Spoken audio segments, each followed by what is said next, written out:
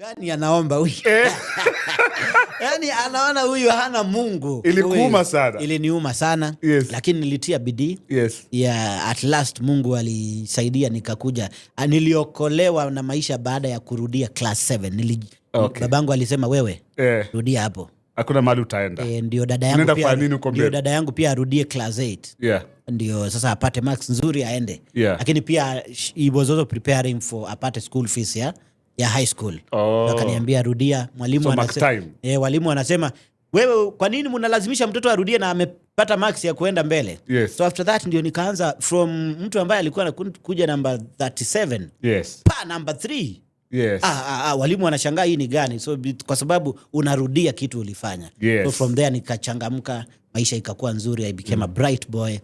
Yeah, so the reason kuwa padri kwa sababu makosa kubwa sana ikukuja Nairobi.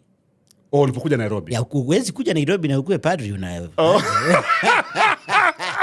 mtu